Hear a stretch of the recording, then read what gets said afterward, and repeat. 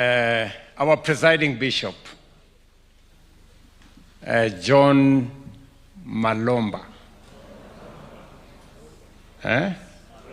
Malomba.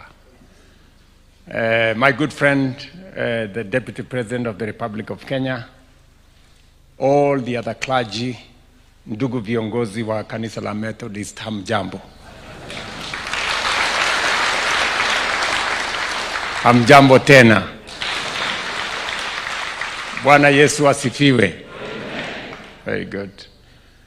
Kwanza mimi nataka nichukue nafasi hii niwakaribishe katika makao haya ya Rais wa Jamhuri yetu ya Kenya. Karibuni sana. Najua tulikuwa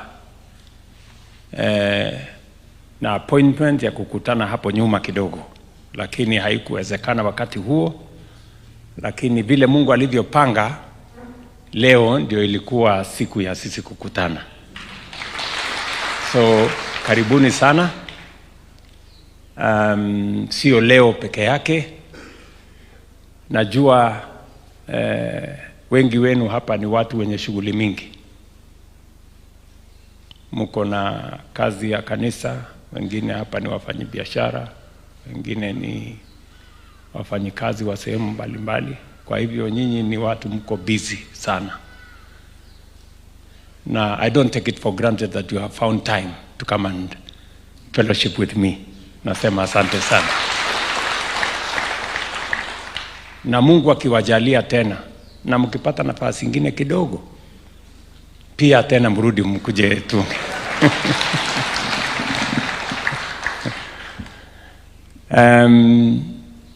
Kwanza nataka nianze kwa kumpongeza askofu wetu presiding bishop mpya. Congratulations my good friend. Pole, nilipata mwaliko wako wa kuja katika I think it was the Sunday before last, or I didn't manage to come, but ni vile Mungu amepanga leo mmefika hapa kama viongozi wa kanisa letu la Methodist, na nimemsikiza kwa makini sana our new presiding bishop, and I can confirm that he is chosen by God.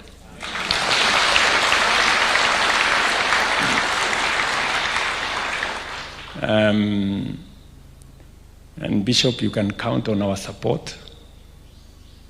And I want to ask the leaders here to pray for your presiding bishop so that he can provide the leadership that is necessary for this great church.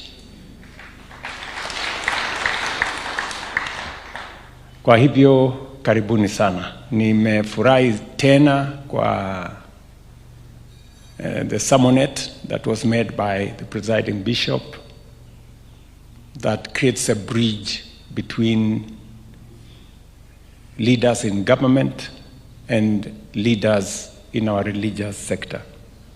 We have a common goal.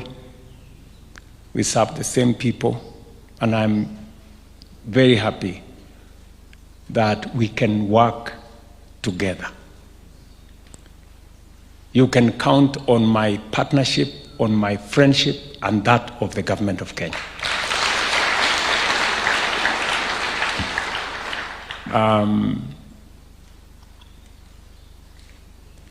Nimeshukuru pia kwa sababu ya the mentorship that you provide to many leaders. Vile tumeambiwa hapa ya kwamba many of the public servants serving in my administration are members of the Methodist Church. Not because sio kwa sababu wakati tulikuwa tunawatafuta hatukuwatafuta kanisani, lakini it just shows the background, the mentorship that the church has given. That is why you have grown leaders that are now serving in senior positions in our country.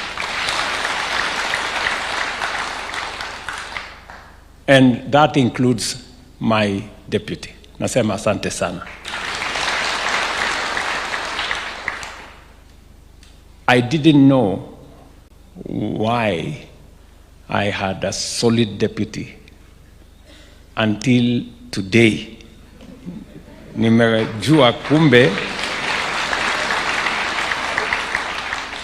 ni kwa sababu ya kanisa la Methodist Church. Nasema asante sana. Asante sana. Narudia nasema asante sana. Bishop wetu ametuzungumzia maneno ambayo ametunenea, maneno ya Mungu ya kushirikisha sisi wote. Na pia kama kiongozi wa taifa letu la Kenya, and you being citizens of this great republic, nitachukua nafasi hii pia niwaeleze kidogo, kwa sababu nyinyi mnatuombea, mnaombea nchi yetu, mnaombea uongozi wa taifa letu, mnaniombea as president of this country. Na saa zingine pengine hamuna uhakika kama hiyo maombi inafika ama so by me standing here today, it is evidence that the prayers you pray, Mungu anajibu. Na Mungu amejibu maombi yenu na maombi ya taifa letu in a very definitive way. There are many things that we have done as a country, and I am a witness, and I can tell you, I am a witness of answered prayer in the Republic of Kenya. Wakati nimekuja hapa kama rais, nyinyi mnajua kulikuwa na, tulitoka katika COVID, chumi ikafungana. Wakati nimefika hapa, kazi yangu ya kwanza ni kuambiwa ya kwamba tuko na deni ya shilingi bilioni 2 dola za Marekani, one of the largest Eurobond debt, na tulikuwa tunaelekea mahali pa kushindwa kulipa deni. Kati ya nchi 5 kwa Afrika, and I'm telling you this as a Christian, kati ya nchi 5 ambazo zilikuwa na deni kubwa, Kenya was among 5 nations ambayo ilikuwa tu inangojewa siku ya kushindwa kulipa deni. Of those 5 countries, 4 countries defaulted. Kenya did not. Unanielewa? Kenya did not. It is an answered prayer. Tulifanya ile tulifanya.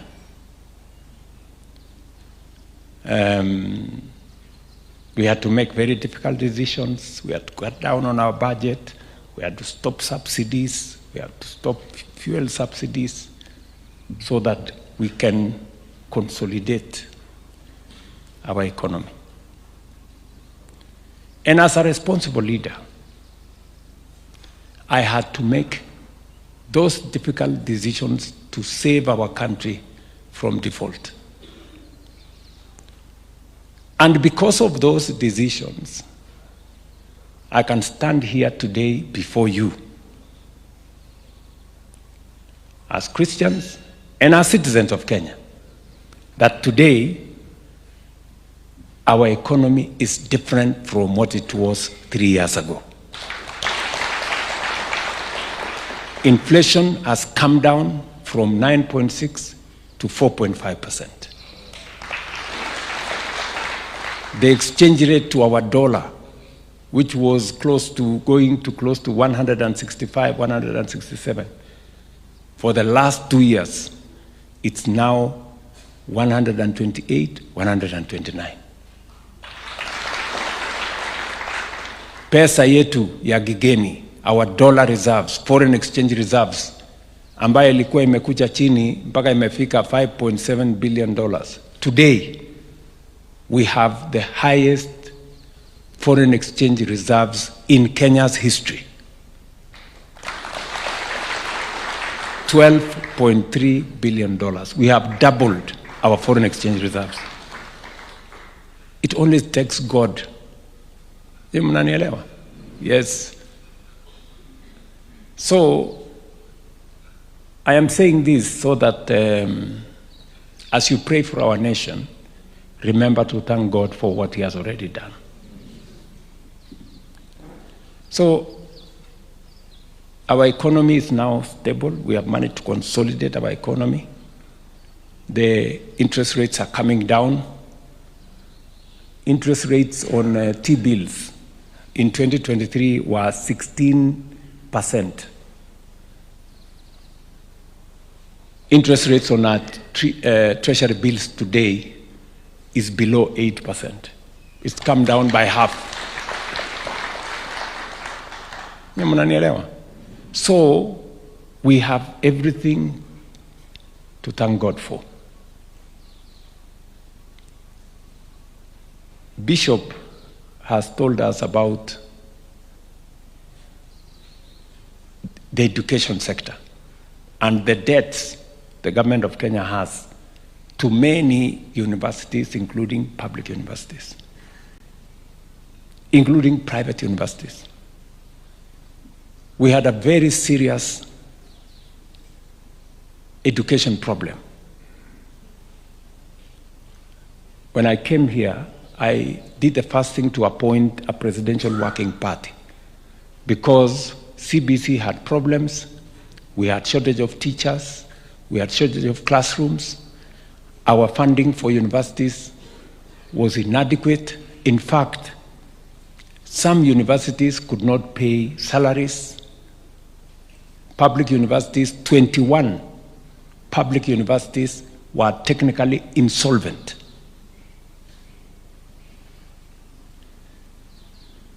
By God's grace, we have put things together. We had the presidential party give us recommendations. We looked through our manifesto. We changed course. Now, as I stand here today, we have corrected the CBC. We have aligned the curriculum. Teachers, parents, students, other stakeholders now have clarity on the competence-based education. We have hired the highest number of teachers in Kenya's history. By January this year, we've hired 100,000 teachers as of January this year. We have built 23,000 new classrooms.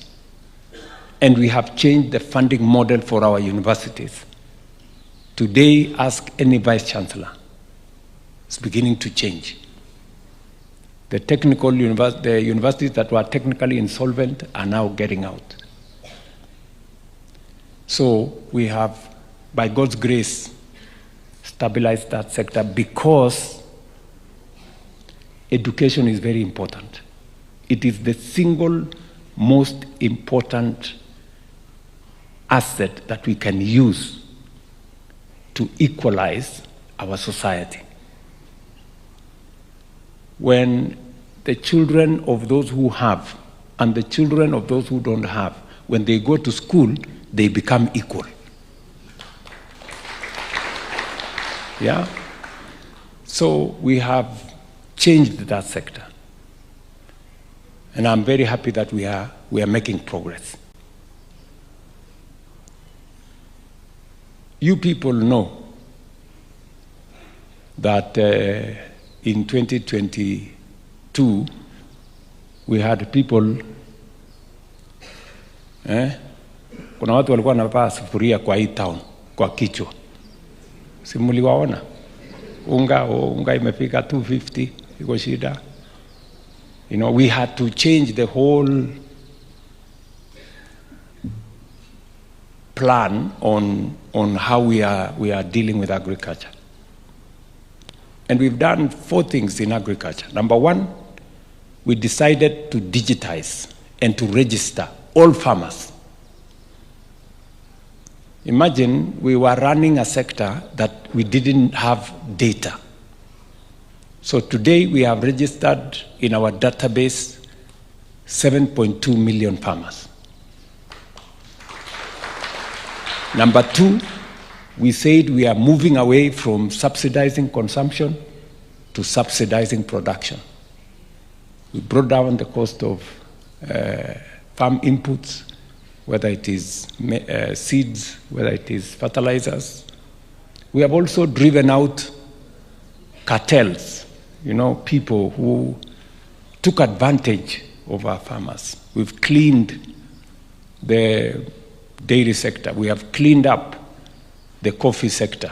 We have removed many people in between, all the way to sugar sector and all the other sectors.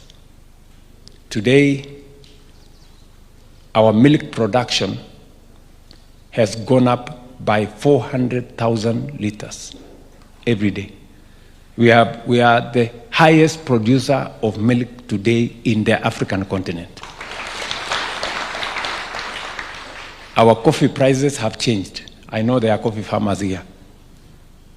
Ni kweli ama si kweli? Yes. Coffee was 70, 80. Today it is 100, 120, 130, 140. Tea the same.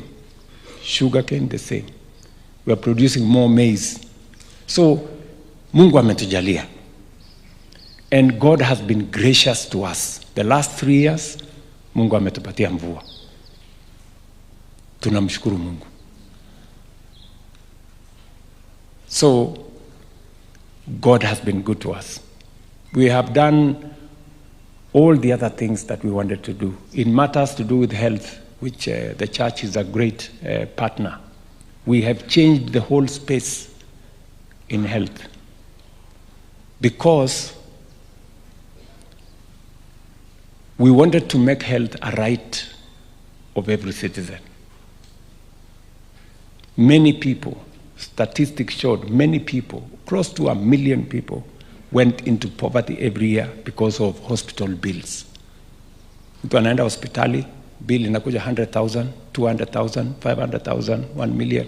Hakuna njia ya kulipa, tunafanya harambee, tunauza ng'ombe, tunauza shamba, tunauza. So we had to change that. Today, I can confidently tell you that SHA is changing the landscape. It's only 1 year old, but we have now treated using SHA close to 6 million Kenyans. You will not miss in every village a testimony of SHA paying for 20,000, 50,000, 100,000, 500,000 for a citizen in our neighborhoods. True or not true? And it is just 1 year. Mutupatie tu nafasi kidogo. Bado tuko na mahali ya kulainisha. The biggest problem ni tuko naye ni wakora. Unajua kuna mtu anaamuka asubuhi kwenda kutafuta vile ya kuiba from SHA. Madaktari nini, mahospitali. So, but we will straighten that. So, in short, I just wanted to let you know that God has been gracious to us. And finally, we have the burden of the young people of our nation. And we spend, as a nation, 30% of all our taxes on education. We spend close to 700 billion shillings every year for education. And it was necessary for us to think, as we train people, as we take people through school, as they go through college, as they go through university, what happens to them when they get out? Unemployment was a very big challenge. It still continues to be a very big challenge. And that is why we have designed, for the first time in the history of Kenya, we have a plan on how to deal with unemployment. With 4 different programs. Program number 1, watu walikuwa wananiuliza, hii mambo ya housing ni mambo ya nini? Nani alikuambia tunahitaji nyumba? Sisi tuko na manyumba zetu. Housing was not just about houses. It was more about jobs than houses. Today, as I speak to you, 500,000 young people in Kenya work in our housing program. 500,000 citizens who are not working, today they are working as architects, engineers, carpenters, masons, plumbers, and everybody in between.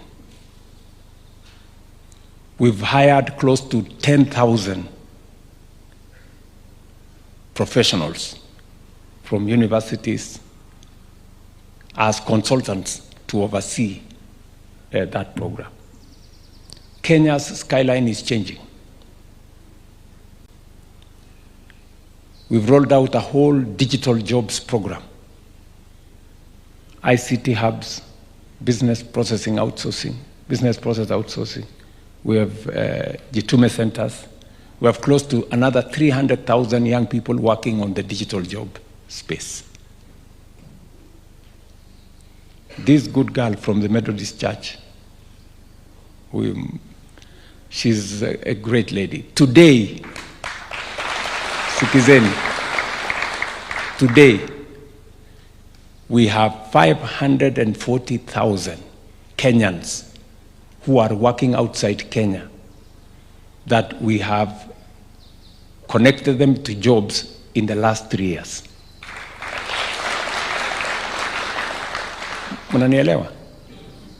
Na huyu mrembo wenu wa mutaratara ndiye alitusaidia kupanga. No wonder we succeeded. You know? We have created a green channel. We've organized that space. Watu wengi wananiuliza, wewe mbona unapeleka Wakenya kwenda kufanya kazi nje? Mbona usipeleke watoto wako? Sijui namna gani. It's called, sometimes wanajaribu kuniaccuse at the brain drain. You see, these are people who are going to work outside Kenya. Contracts of 3 years, 5 years. After 3 years, they come back home. They are better exposed and they can do better in our own country. So it's not brain drain, it is brain gain, because we are getting exposure to many of our young people. You know? I can stand here and confidently tell the nation, in the last 3 years, we have close to 1.8 million young people who were not working in 2022, they are working today. And we can give you their names and where they are working. So kama tunaelewana. That is what transforming a nation looks like. It has to be deliberate, it has to be intentional, it has to be practical, and we can account for it. Tunaelewana ndugu zangu? So that as you pray for our nation, and as you pray for the success of our nation, you know what to pray for. We still have more that we want to do. It is our intention as an administration to take the country to the next level. We've just stabilized the nation, but we now have a firm foundation, and that is why you have heard me say we now must raise our ambition. There are 3 things we must do going forward. By God's grace, Mungu atatusaidia. And so that as you pray, you can pray for Kenya to go in that direction. Number 1, we still have a deficit in infrastructure We still don't have enough roads. We don't have a good airport. Our railway is not complete. Our ports are not proper. We need to invest close to 1.5 trillion shillings to do our roads and our other infrastructure. Many of you mtashangaa hii pesa itatoka wapi? Mungu atatupatia. We are going to get money to transform this nation. Leo, unajua, as I talk to you today, ile contracts tumesign ya affordable housing, markets, hostels, nini hiyo yote, ni bilioni 650. 650 million. Na hatujakopa pesa ya mtu. Pesa yetu. Tumetumia tu akili. Tumetumia nini?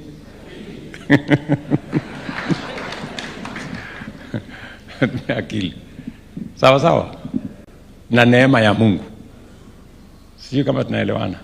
So, unajua nilizungumza wakati mmoja nilikuwa nimeenda kule Ethiopia. Nikasema in the process ya kwamba tuko na program ya housing na nini. We have done contracts of $4 billion. Oh, watu wakanipigia kelele, oh, hiyo ni uongo, hakuna maneno hiyo.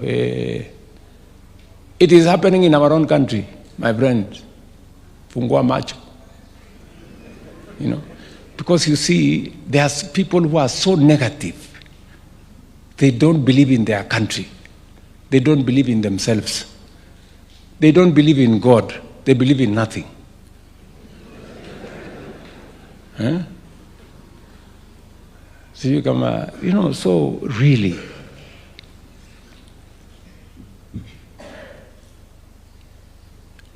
hiyo ni jambo moja lazima tufanye. Barabara haitoshi. Bado tunasumbuana, barabara hapa kidogo, barabara hapa kidogo.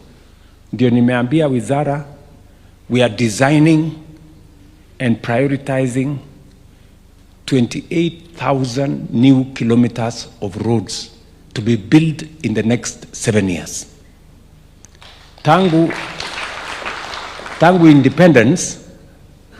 Tangu independence tumejenga barabara ya lami kilomita 20,000 for 60 years. In the same 60 years, Japan imejenga barabara ya lami kilomita 1,000,000. Mnajua tofauti ya 1,000,000 na 20,000?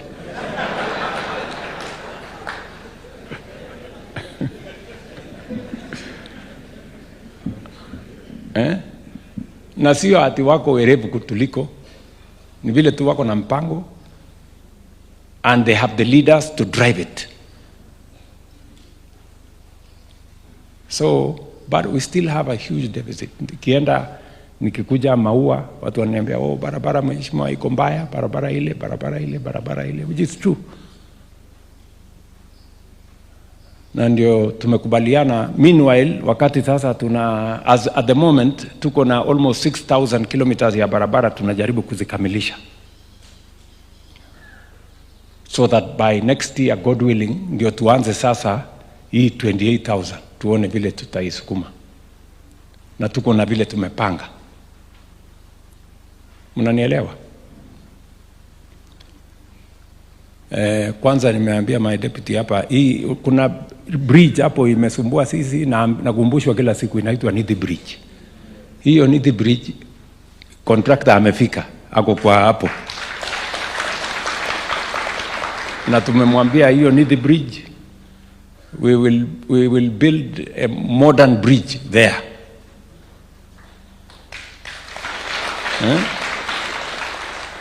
Si ulionyeshwa design? Kabisa.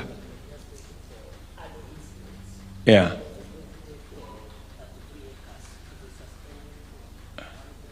Very good. Sasa, najua saa zingine ni mzuri kuwa na msaidizi mwenye amesoma kukuliko.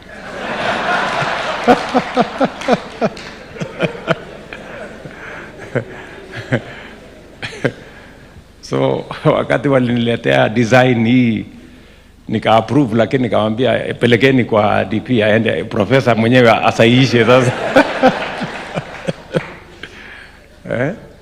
So hiyo maneno inasonga namna hiyo. And vile vile kwa mapenzi ya Mungu, either end of this year or early next year, tunataka kuanzisha dual carriageway ya kutoka hapo Makutano mpaka Maua.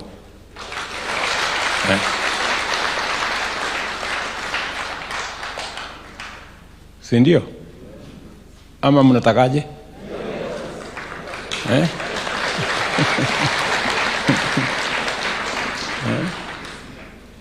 So kwa sababu umeona tumeanzisha hii ya kutoka hapa Rironi tunapeleka mpaka kule Mau Summit, alafu baadaye pia early next year tutaanza from Mau Summit huko iende mpaka Malaba, so that we can connect our country and all the other things that we are doing. Jambo la pili ambalo lazima tufanye ni kuhakikisha kwamba tuko na stima ya kutosha. At the moment, stima ile tuko naye Kenya ni kidogo. We have only 3,000 megawatts. 3,000. Nilienda kufungua dam moja hapo Ethiopia. Dam moja iko na 5,400 megawatts. Dam moja. Yetu Kenya hii mzima hii yote 3,000. So we have a problem. We need at least 10,000 megawatts. Kama tutaendesha ile transformation, technology is going to use a lot of energy. Industrialization, manufacturing, value addition is going to use a lot of energy. We cannot develop our nation with the energy that we have. We've done well kwa connect electricity. When we started with President Uhuru in 2013, we had 2.3 million households. Now we are at almost 11 million households. Mebaki tu kidogo, maybe 2-3 million tufikishe stima kwa almost everywhere. But the energy we have is not enough. So hapo we need to do that. Hapo inahitaji investment ya almost $10 billion, maybe that's about 1.4 trillion. Ndio mmesikia nimefanya hesabu how much money we need. Kwa sababu guesswork ni kitu mbaya. You must know where you are going, you must cost it. Ama namna gani? Yes. Ndio isikue karata ya guesswork ya pata potea. You must know exactly kutoka hapa tutafika pale na tutafika huko namna gani. And then number 3, we need to make sure that we finish with the problem of food insecurity in Kenya. Najua mahali tumefika with the population we have. Rain-fed agriculture imefika the maximum. We now need to move to irrigation. We need to use 80% of Kenya that today is producing nothing in our other areas. So water harvesting, you have heard me say we are building 50 new mega dams, including High Grand Falls Dam yenye iko hapo between Tharaka Nithi and Kitui. Sindio? And many others, so that tuweze kuzalisha chakula ya kutosha, tufukuze njaa completely, na tutumie kilimo kudrive economy ya Kenya vile vile. So these are the 3 things we must do in the next 7 years. Mungu atatujalia. We have already begun raising the money. Niliwaambia it is going to cost us 5 trillion. Mnanielewa? 5 trillion. Na itapatikana kwa mapenzi ya Mungu. Tayari tumeanza hiyo safari ya kutafuta 5 trillion. Kufikia mwezi wa 4 hivi mwaka huu tutakuwa na pesa ya kutusaidia kufikisha nusu ya hiyo 5 trillion in another 2 months. So sisemi kitu mimi sijui. Pangana. Ndawaeleza vile tutafika. Si niliwaambia tutafanya program ya housing. Mukaniita Zakayo. Leo, go to any part of Kenya.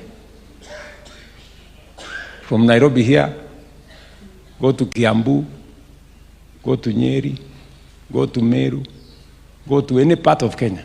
You will find manyumba inajengwa, masoko inajengwa, hostels inajengwa, and we are changing our economy.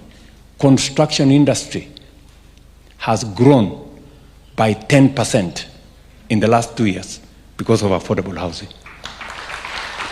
So that is how we are going to change our nation. And I am talking to you like this because you are not just citizens, you are also Christians. And apart from doing what you are doing as citizens, you also pray. Sinamna hiyo, so that Mungu atujalie ile mpango yote tumepanga tufaulu. Mwisho, neno la Mungu linasema a good man leaves an inheritance for his children. Sinamna hiyo? Yes. Shida tumekuwa naye Kenya ni shida ya savings. And I remember when we came into office with President Uhuru under his leadership, tukasema wacha tubadilishe sheria tukue kama nchi zingine so that we save, because if you don't save, economists tell us investment is a function of savings. You cannot invest what you have not saved. Sindio? So tumebadilisha that sector as well. Today we are in a good place. We are saving more. I just want to assure the country, to assure you as citizens of our nation, that the way we are now saving, in another 10, 15 years, we will be borrowing all our money for development from our own sources here in Kenya. Hatutakuwa tunaenda China, sijui tunaenda wapi kukopa pesa.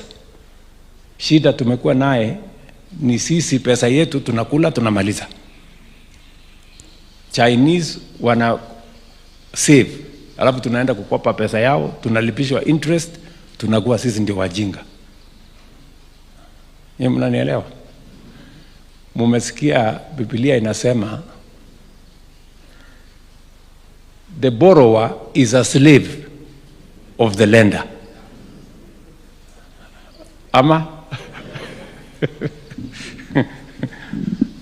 So we don't want to be slaves of anybody. So tunashukuru sana. Mimi nafurahi sana. I needed to tell you this because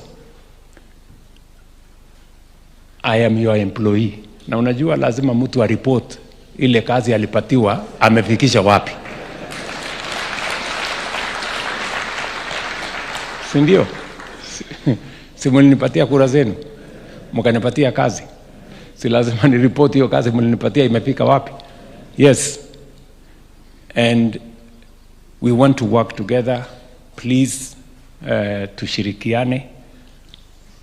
Mwisho kabisa kuna mambo Presiding Bishop ameniuliza.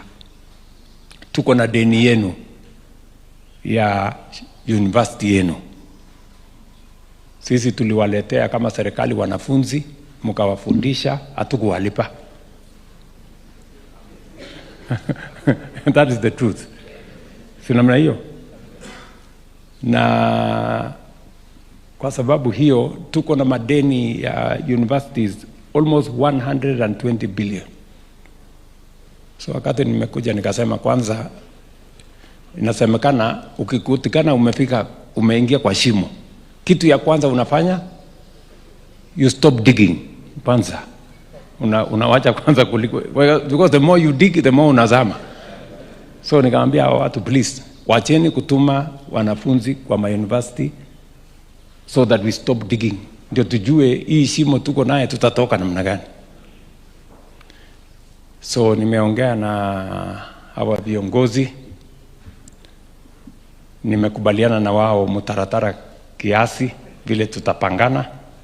Nimewaambia tafadhali mnipunguzie hii deni kidogo ndio nilipe, na karibu tumekubaliana. So mwezi wa 6 hivi nitapanga vile tutalipa kiasi ya deni yenu ya university. Naona Vice Chancellor ndiye anapiga makofi zaidi. Ndiye ako na shida. So we will pay you. I will at least look for maybe 2 billion shillings to lipe. And then we see. Lakini mtakubali kunipunguzia hiyo deni. Wewe unasikia hapa na Vice Chancellor? Mtakubali tutaongea. Na mimi najua tutakubaliana. Si namna hiyo? Mumeniuliza pia ya kwamba tuko na properties ya kanisa ambazo Mombasa kuna property imejaa squatters, kuna shamba ingine hapa Mathare North hapo. So nimeambia wizara watafute namna, pengine haitawezekana kuondoa wale watu, so tutawatafutia pesa tu walipe, ndio mtaenda kujipanga kivingine, si ndio? I will organize, and I have already connected the necessary people to go and organize so that they give me a report shortly. Vile mumetuuliza tusaidiane pale kwa mahospitali, especially oncology, ile President Bishop amesema. Nimeongea na wizara yetu, so tutawaongeza katika ile program ya serikali ambayo tutawapatia equipment ya hiyo oncology, kwa sababu tutasaidiana kulipa through SHA, so we will know how to do it. Pia mumeniuliza ya kwamba tuwe na strategic relationship so that mahali tunaweza kuwasaidia kama serikali na mahali mnaweza kutusaidia kama kanisa, tuwe na mwongozo mzuri so that we can synergize, because we are not competitors, we are partners, so that we can create more synergy, and especially on matters to do with education, on matters to do with health, peace building, community engagement, young people. You know, you are training some of the best nurses in Kenya at Kenya. We want to see how we can leverage on the expertise that you are building, you know, to support our universal health program, and also for us to give opportunities for young people from your training institutions to work, not just in Kenya, but also as a global workforce. So tutashirikiana pamoja na nyinyi kwa hiyo maneno. Mumeniuliza ya kwamba pia tuweze kusaidiana kufikisha neno la Mungu mahali haijafika, na kufikisha neno la Mungu kwa wale ambao hawajafikiwa. And I have given a small proposal to the presiding bishop. Kuna mahali nimeenda katika Kenya, na kuna watu wameniambia tafadhali tunataka kanisa ijengwe hapa kwetu ndio tumjue Mungu. Nimewaeleza some of the parts, na tumekubaliana tutashirikiana katika hiyo kazi ya mission. Yes. Kwa sababu hata na mimi najipanga nikimaliza hii kazi ya rais, mnajua mimi nimesema nitakuwa evangelist. So nyinyi mtangulie nimalize hii kazi, alafu tutafuatana huko tuende tufanye hiyo kazi ya evangelism. Si ndio? So on the mission space, I have agreed to support the mission. Na wale wa missionary, wale wanaenda kufikisha neno la Mungu, fanya sehemu yenu, nitawaongezea milioni 20. Tafadhali ndio mufikishe neno la Mungu kwa masikio ya wale ambao hawajasikia. Si ndio? Let us support the mission work. Is a very important assignment. Neno la Mungu linasema watasikia aje kama wajaambiwa. Si ndio? So tunataka mtu ya kwenda kuwaambia. Si ndio? Kwa sababu wasiposikia watatulaumu. Hamkuja kutuambia. So tumezama kwa sababu yenu. So we want to see how we can do that. Na kwa sababu pia mmekuja mkaniuliza, mimi pia nawauliza. Munisaidie mambo matatu.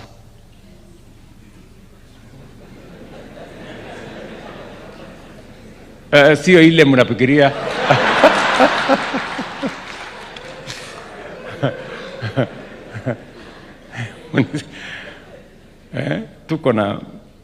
We have a serious challenge of drug abuse, alcohol abuse. It is destroying our children. It is destroying the next generation of Kenyans. It cannot be done by the state alone. We can use the law, we can use all the other interventions, but there is a moral issue that the church must address. You know, please, that is my ask of the Methodist Church. The mentorship of our children, the mentorship of our young people, the moral character of the young people of Kenya.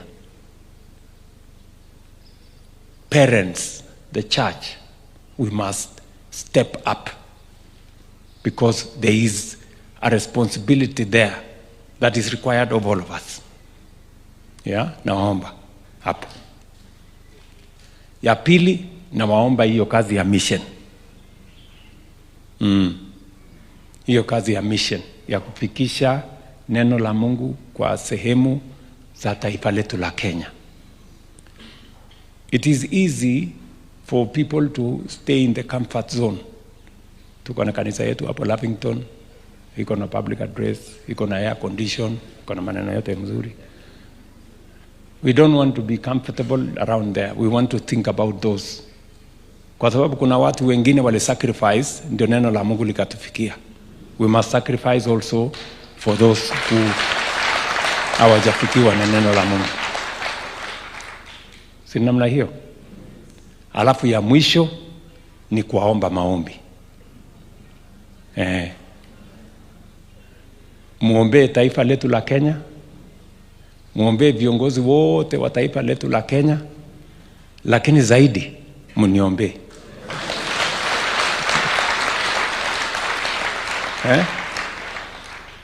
Si mnajua maneno ya Wagalatia? Galatia 6 mstari wa 9 na 10. Anasema mkipata nafasi muwaombe, muwatendee mema watu wote. Lakini zaidi muniongeza hapo kwa zaidi. Muniongeza hapo. Si ndio? Yes. So otherwise mimi nawatakia heri, nawatakia baraka ya Mungu. Asanteni sana kwa urafiki wenu. Asanteni sana kwa ushirika wenu. Asanteni sana kwa kunitembelea. Mkirudi nyumbani jameni, msalimie watoto wenu. Msalimie familia zenu. msalimie familia zenu na sehemu mnakotoka, na Mungu awajalie kwa yale yote mmetarajia na kupanga kama kanisa na kama wananchi wa taifa letu la Kenya. May God in his own grace and abundance give you all the desires that you need for the church and for yourselves and for our nation. Kwa hivyo wacha tumalizie hapa.